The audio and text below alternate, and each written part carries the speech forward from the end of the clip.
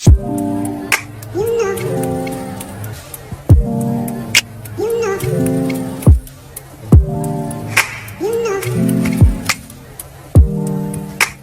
nama saya Vina Malia dari kelas 3O Manajemen SDM dengan NPM 1220419. Di sini saya akan menjelaskan mengenai materi implementasi kinerja dalam manajemen SDM.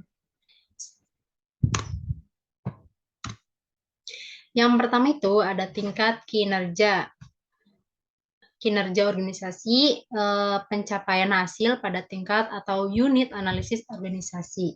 Lalu yang kedua itu ada kinerja proses, kinerja pada proses tahapan dalam menghasilkan produk atau layanan.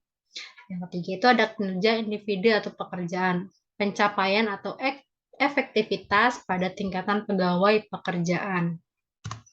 Lalu di sini ada garis besar kategori arti kinerja menurut ahli Bernardin 2001 dengan Richard 2003. Yang dimana di sini tuh kinerja menunjukkan pengertian sebagai perilaku merupakan seperangkat perilaku yang relevan dengan tujuan organisasi atau unit organisasi tempat orang kerja. Kinerja merupakan sinonim dengan perilaku. Kinerja adalah suatu yang secara aktual orang kerjakan dan dapat diobservasi. Kinerja mencakup tindakan-tindakan dan perilaku yang relevan dengan tujuan organisasi. Kinerja bukan konsekuensi atau hasil tindakan, tetapi tindakan itu sendiri. Lalu di sini ada pendekatan pengukuran kerja. Yang pertama itu ada pendekatan ukuran standar kinerja dalam melakukan pengukuran. Kedua itu ada aspek pengukuran kinerja. Lalu juga ada jenis ukuran kinerja. Dan yang terakhir itu ada ukuran kinerja dalam dimensi kualitas. Lalu di sini juga ada perspektif atau aspek balance scorecard dalam pengembangan pengukuran kerja. Lalu di sini juga ada indikator untuk mengukur kinerja organisasi, indikator penilaian kinerja organisasi, lalu juga ada ukuran kinerja pelayanan dikembangkan menjadi 14 unsur nih, 14 unsur pengukuran IKM. Dan yang terakhir itu ada indikator kinerja organisasi yang dijadikan pedoman penyusunan laporan kinerja. Lalu di sini ada kinerja dan problematika dalam manajemen pengetahuan. Nah, di sini ada konsep kinerja dalam organisasi. Menurut describe dalam Kamus Bantam English Dictionary 1979 yang dikemukakan Prawirosentono 1999 berasal dari kata kinerja atau performance, dari akar kata to perform mempunyai beberapa entitas. Yang pertama itu melakukan, menjalankan dan melaksanakan. Kedua, memenuhi, menjalankan kewajiban suatu nazar. Ketiga itu menjalankan karakter dalam suatu permainan. Keempat itu ada menggambarkan dengan suara atau alat musik. Kelima itu melaksanakan atau menyempurnakan suatu tanggung jawab. Keenam itu melakukan suatu kegiatan dalam permainan. Ketujuh, memainkan pertunjukan musik. Dan yang terakhir itu sudah melakukan suatu yang diharapkan oleh seseorang atau mesin. Di sini ada berbagai definisi kinerja menurut para ahli. Mungkin di sini saya akan bacakan menurut Bernardin dan Ruslan. Kinerja, pencapaian hasil-hasil yang diperoleh dari fungsi-fungsi pekerjaan atau kegiatan tertentu selama kurun waktu tertentu.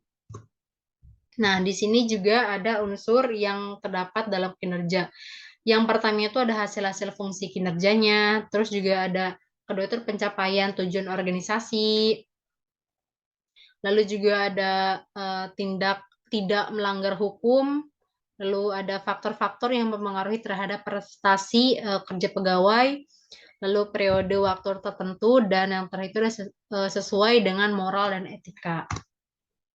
Nah, di sini juga ada pekerjaan dan kinerja organisasi. Fungsi pekerjaan atau kegiatan yang terkait kinerja organisasi atau perusahaan. Pertama itu strategi organisasi, ada pemasaran, terus operasional, terus juga ada SDM-nya, dan yang terakhir itu ada keuangannya, bagian keuangannya. Di sini ada inteligensi, kapital, dan parameter kinerja. Value creation itu ada human capital, terus ada customer capital, ada structural capital. Nah, di sini ada indikator kinerja organisasi.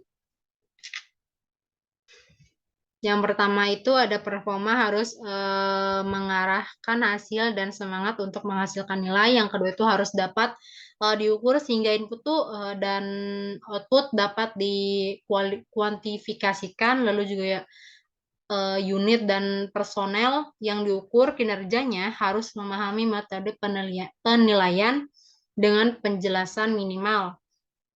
Lalu yang keempat itu ada hasil penilaian dapat dikomunikasikan segera. Dan yang kelima itu ada tersedia mekanisme pembangunan hasil penilaian kerja dengan feedback dan learning. Dan yang keenam itu ada terhubung objek dan kebijakan intensif dan kebijakan pegawai. Dan yang terakhir itu yang ketujuh bersifat seimbang antara orientasi keberhasilan jangka pendek dan jangka panjang. Nah, di sini tuh ada faktor peningkatan kinerja. Yang pendorong itu ada dua. Yang pertama itu audit modal intelektual bertujuan memonitor dan mengatur modal intelektual perusahaan. Yang kedua itu ada audit model intelektual memerlukan tim yang terdiri atas ahli strategi, organisasi, keuangan, SDM, lalu juga analisis pengetahuan, lalu properti intelektual dan pemasaran. Nah, penghambatnya ini ada 4. Yang pertama itu ada masalah yang lekat dalam sistem pengukuran manajemen pengetahuan itu sendiri. Yang kedua itu ada sulit mengidentifikasikan hubungan langsung antara inisiatif manajemen pengetahuan dengan performa perusahaan. Ketiga itu ada manajemen biasanya tuh meminta indikator kasat mata seperti dampak terhadap performansi keuangan dan operasional lainnya. Dan yang terakhir itu ada semakin beragam dan kompleksnya stakeholder atau pihak berkepentingan terhadap eksistensi perusahaan.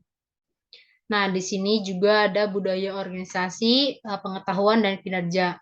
Nah, seperti ini hubungan antara budaya organisasi dan pengetahuan. Seperti yang digambar. Oke, sekian.